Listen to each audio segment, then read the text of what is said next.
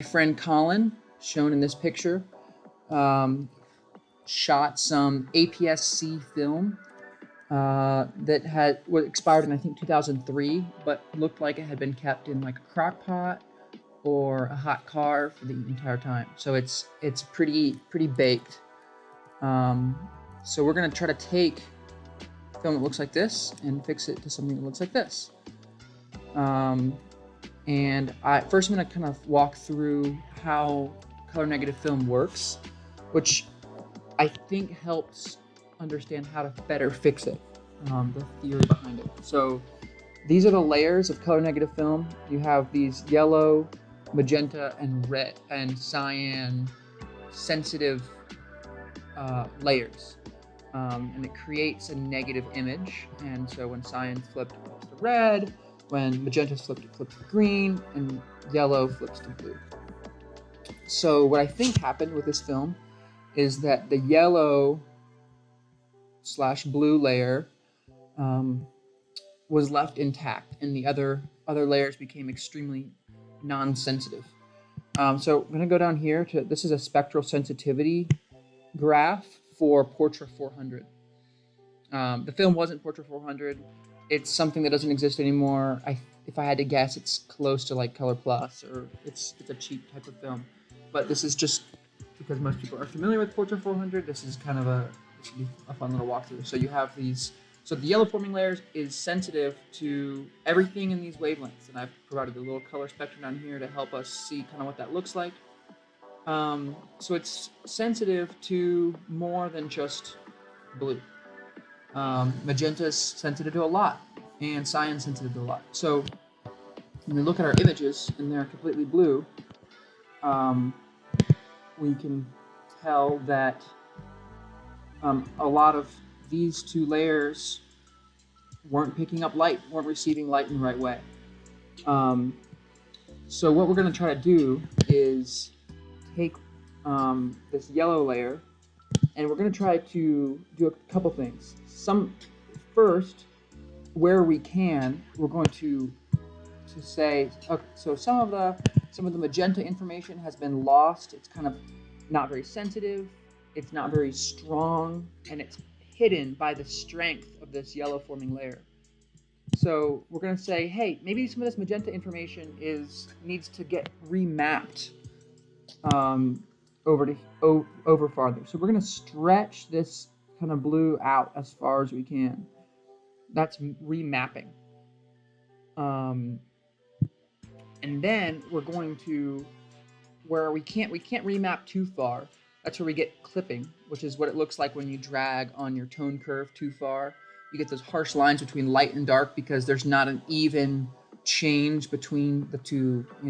In tone curve case, the values, in this case, the hues. So where we can't remap the colors, we're going to just add colors using our color grade wheels and some other tools in Lightroom. So we're back in Lightroom with a image that I think will kind of help demonstrate what we are looking at. So it's very blue. There's not a lot of information here, and part of what we understand with the way human brains work, the color that most frustrates our mind when we're looking at images that humans are most astute at picking up if it's not correct is the skin tones. We're very used to skin tones. We know exactly what they look like. If you see a shirt or a wall or really anything that's not quite the right color, you can kind of get over it. But if the skin tones aren't right, the image looks weird. So that's going to be our focus as we try to remap this image. And so I'm going to start in our develop panel, and I'm going to try to just warm this up. What Lightroom's doing is it's taking all the hues from the blue side and shifting them towards the warmer tones. So I can't go too far over here, or I'm going to start to lose information, and everything's going to get remapped to the reds. So I'm going to just leave it right around in this kind of region. And then I also noticed that it's got a little bit of green. Now that I've remapped the warmth, there's a little bit of green left. So I'm going to try to eliminate that with adding some magenta in, until I can try to see if I can get some skin tone looking colors. And these are starting to look more like skin tones to me. This is a little bit magenta. Maybe I'll pull back on it a little bit. But for what this image is, it's kind of what we can do right now. This image is looking a little flat. I'll bump it up with some contrast where I can. Don't want to go too hard on that. And then it's supposed to be a dark image, but because of the loss of sensitivity of the film, this looks kind of white. So I'm gonna drop the shadows.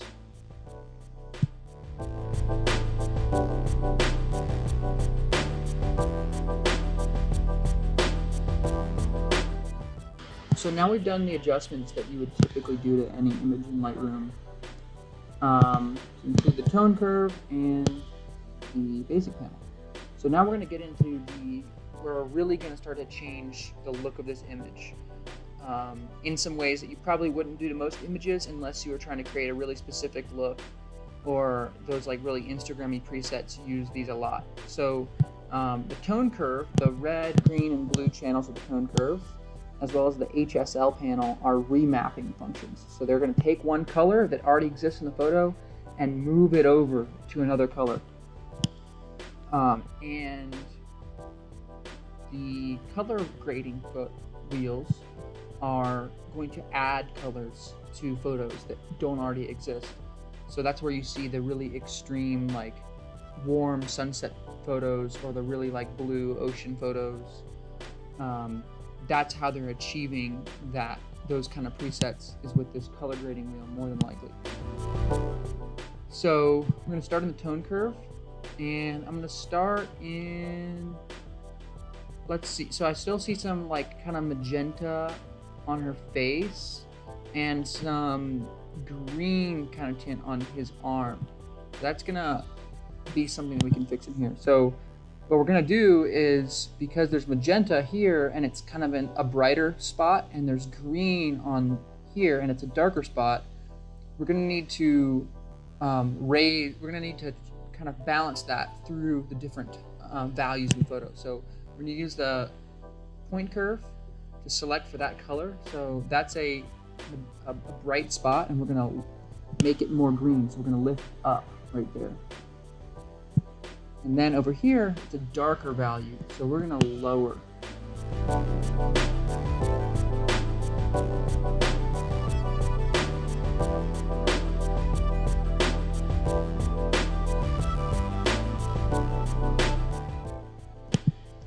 far as what we do. So I'm going to go into our color panel now.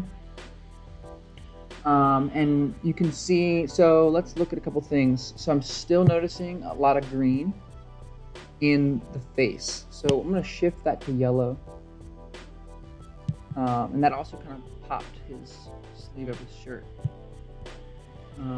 We can also use the color picker still. So it's saying that this is yellow, so I'm going to shift it more to orange, and it's hopefully going to give us more of like a skin tone look.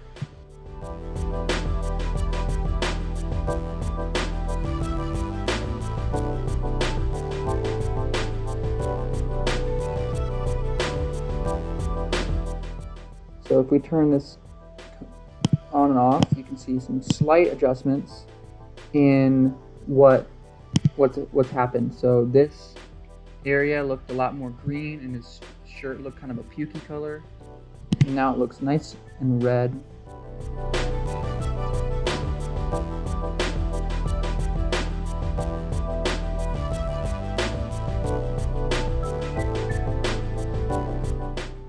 So now we're in the color grading panel, and this, again, like I said, adds color to different areas. So where we have, and so if you have a color, you can think about this two ways. You want a look that you're going for, I'm going for this red or this warm orangey look. You can also think about that it is, if you have a color like this in her face that's kind of been tricky to get rid of, you can identify it, and then you can go across the wheel from it and add the opposite color, and that's going to help kind of balance it out.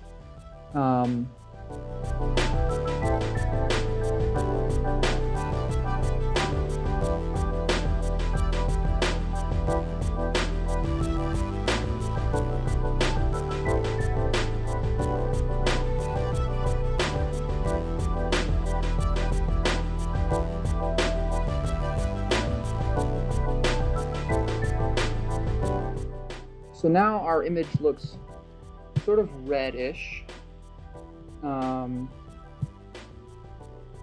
it looks more normal than it did before. So even though our image looked a little funky at the finish, it's a whole lot better than the before. So that just kind of demonstrates some of the tools in Lightroom that you may not use a lot.